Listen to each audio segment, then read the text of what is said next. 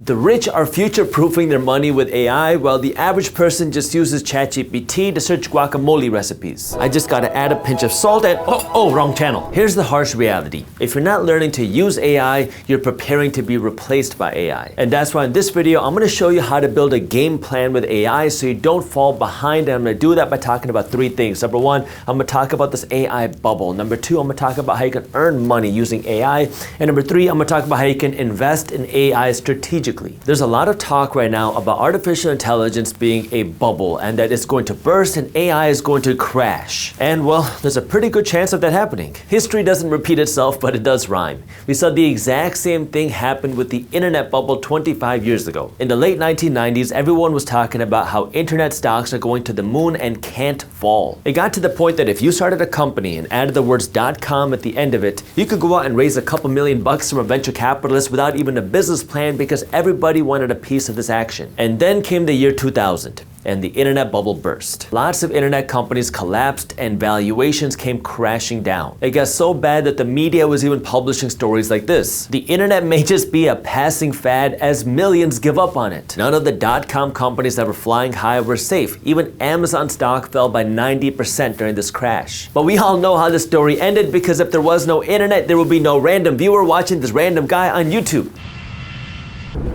How you doing? And this is where some people are saying we have an AI bubble that is replicating the internet bubble that we had some 25 years ago. Venture capitalists and investment banks keep pouring countless billions of dollars into artificial intelligence. We have foreign investors creating bottomless AI investment funds. And even Sam Altman, the founder of ChatGPT, has chimed in and said, yeah, it looks like there's an AI bubble with the amount of money pouring in. But here's the part that a lot of people don't understand. Bubbles happen. They've happened in the past. They will continue to happen in the future. If AI is a bubble and it pops, that doesn't mean that AI is going to go away.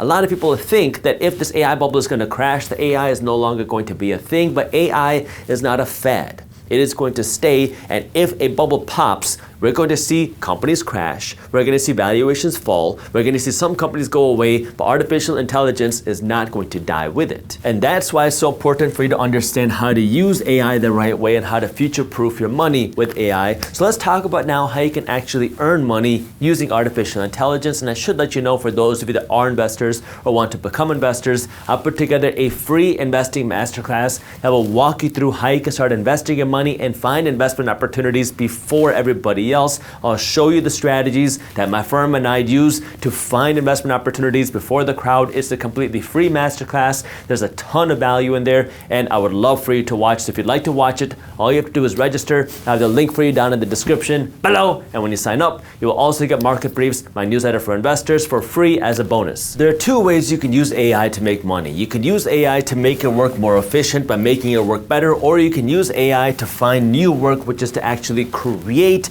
a new job or create a business utilizing AI. And it doesn't matter what industry you're in. Just like how every industry uses the internet, every industry is going to be using AI. Recently, I had some things going on with my toenail. I'm not going to show you the picture, but I took a picture of my toenail and I sent it to ChatGPT and I said, what's going on? And it said, I'm not a doctor, but here's what I would recommend. And it told me what cream to use. I put that cream on my toenail and now it's getting better. I don't always have the time to go to the doctor. I don't want to go to the doctor. I sent the picture to ChatGPT and I saved a lot of time by doing that. So yes, it doesn't matter what industry you're in, AI is going to be impacting a lot of jobs in the next 5 years. And this is where AI can be so powerful for the people that use it. I'm an attorney. I don't review my own contracts. I pay other attorneys to do that, but man, ChatGPT, just upload a 35-page document and in 60 seconds, it'll give you a full summary of it. That doesn't mean you shouldn't use an attorney, you shouldn't use a doctor, but it can save you a lot of time, and it can help attorneys, it can help doctors make smarter decisions if they know how to use it the right way. Here are a few ways that you can use AI to make your work more efficient. Number one, if you do any writing or editing work, Claude is a great AI tool that can help you with writing, that can help you with editing, to produce that content or review your content quickly. Number two, if you do any sort of content creation, any graphic design, any image creation, Midjourney can help you with creating that, and they can also turn your images into short videos. Number three, if you're in a lot of meetings, Otter.ai whereby AI can help you take notes during your meetings, organize your notes, and help you make sure you get the things done that you had in those meetings. Number 4, if you have coding work or development work that you need, you can just tell GitHub Copilot what you want to get built and it can build that code for you. Number 5, if you have a lot of Google Sheets, you have a lot of data, well, you can get all those Google Sheets analyzed, reviewed,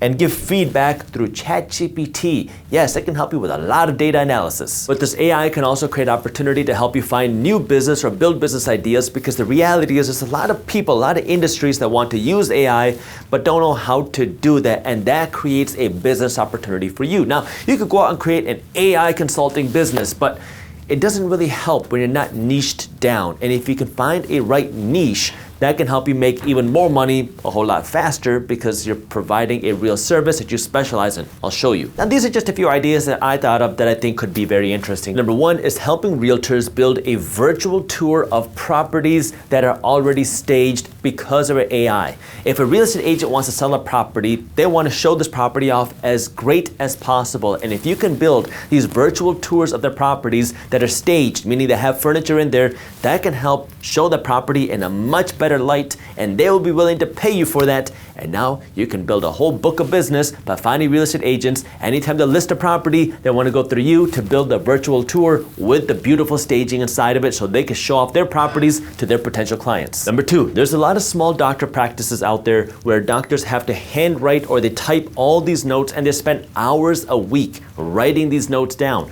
Well, if you can show these doctors' offices how you can use AI to record the notes, transcribe the notes, and summarize the notes, and how it could save these doctor offices 2 hours a week, well, they'll be very likely to pay you $1,000 a month to get back 8 hours of time every single month. Number 3, help accounting offices do their bookkeeping services through AI.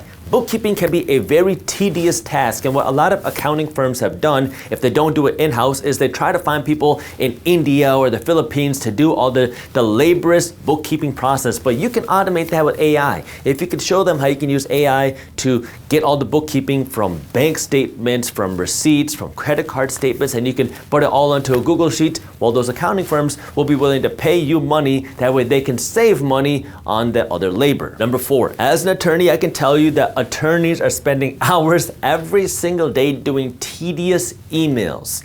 And if you can show them how they can write emails, draft emails, respond to emails faster with artificial intelligence, they will be willing to pay you money every single month to help them do that. And they got money to pay you to do that as well. And number 5 are working with service-based businesses like a window washer. These are businesses, contractors that will have to go to multiple houses during a day to do multiple things of work. And they also have to get estimates on how much a window washing is going to cost. Well, if you can show them how they can use AI to, number 1, map out their routes for the week. That way they can save time on the road. That way they can go in the most efficient order possible, so they're not going back and forth. Not only will they save time, they'll save money on gas, but then number 2, if you can also show them how they can increase the efficiency of their house estimates and maybe not even have to go to every house to do the estimates, well, you could save these service-based businesses a whole lot of money, and you bet they will be willing to pay you if they can save money and time. So now we talked about what's going on in the economy of AI with this potential AI bubble. We talked about how you can earn money through AI. Now let's talk about how you can invest your money into AI. Now I gotta let you know, investing is risky. You are never guaranteed to make money when you invest. In fact, you will lose money at some point,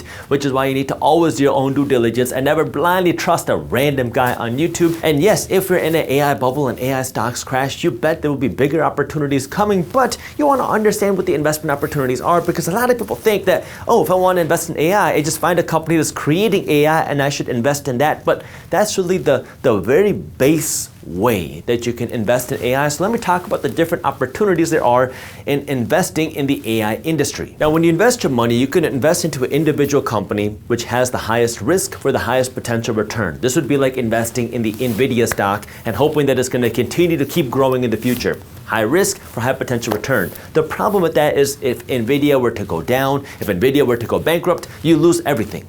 The alternative is to invest into a fund, kind of like an ETF. An ETF is an exchange-traded fund. This is a basket of stocks, and you can find baskets of stocks in particular niches. For example, if we talk about investing in broad AI companies, there are a couple ETFs that you can consider. These are just a couple of the popular ETFs out there. I'm not telling you what to invest in. Make sure you do your own research. But a couple examples of ETFs would include BOTZ, BOTS, and IYW. BOTS is an ETF that gives you exposure to robotics and AI AI companies, and there are 49 companies in this fund, which means if you invest in this one ETF, you were essentially owning 49 stocks. Another option that's a little bit more broad is IYW. Again, this is an ETF that you can trade on pretty much any stock brokerage, and this is giving you exposure to United States technology stocks, and there are 139 stocks in this fund. So you can see that this is a little bit more broad because this is more general technology, but pretty much every tech company nowadays is involved in AI in some way, shape, or form. But now we could take this AI investing idea one layer deeper, and this is really now how investors think, is they want to know, how does one investment opportunity, how does one shift? Because we know that money is going into AI, but everybody knows that. How can we now start to look multiple layers deeper to understand how does this create a trickle-down effect into other parts of the economy? For example, artificial intelligence means that there's a lot of data that's being stored. Anytime you go into ChatGPT and you say, "Good morning, ChatGPT," that's a piece of data that has to be stored somewhere, and it's stored in the cloud. But where is the cloud? The cloud isn't in the clouds, it's in a physical location, and the physical location is called a data center, which is one of the reasons why we've been seeing data centers booming over the last number of years, and this could potentially create an investment opportunity for you if it fits within your portfolio. Again, nothing goes straight up forever, but let's talk about different ways that you can invest in data centers as well. Again, just examples, but two very different types of examples. DTCR is an ETF that gives you exposure to the actual data center companies. These are the companies that are operating those data centers. So if there's more money going into data centers, these operational companies are probably going to grow. The alternative is something like IDGT. Again, another ETF, another fund, but this is giving you exposure to the actual data centers, the physical real estate. So this is investing into the companies, the real estate companies that are building and owning the data center facilities. So this is the operations of the data centers, that is the real estate play of the data centers. But again, we can keep going deeper. So we know that artificial intelligence has more money going into it. Yes, it could be a bubble, but there's more money going into artificial intelligence, and we know that this is probably going to stay for the next number of decades.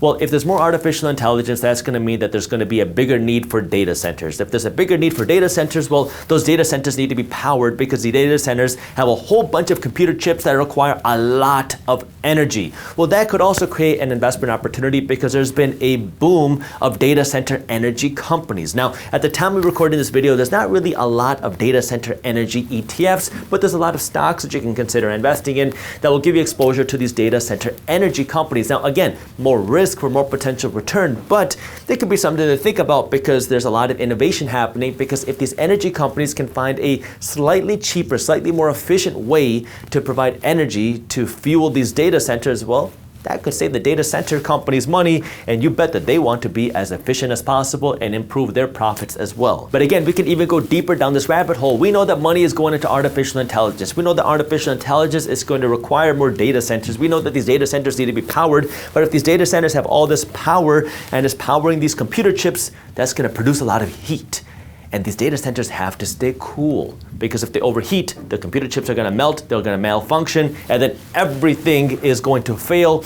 That's why these data center companies are investing very heavily into data center cooling companies. And there is a lot of innovation happening here with data center cooling, which is why this has also been a booming industry. And so yes, this could be an opportunity that you may want to consider looking into for the long term. But again, it's risky. We know investments go up, we know investments go down. We know that this could be a bubble. We know that things can change. And that's why I want you to be a savvy investor. Don't just blindly buy things. I want you to understand the scope and see what fits within your portfolio to see what makes sense for you, because I'm not a financial advisor and I cannot tell you what to do. So now we talked about what's going on in the data center economy. We talked about how you can earn money from AI, and finally we talked about different ways that you can invest in AI. That way you can build a game plan to protect yourself from the shift with AI, because we know that AI doesn't look like it's going away. Now again, a reminder, if you're an investor or want to become an investor, I have a free investing masterclass. I have a link for you down in the description. And if you enjoyed this video, the best thank you is to share this video with a friend, a colleague, a family member,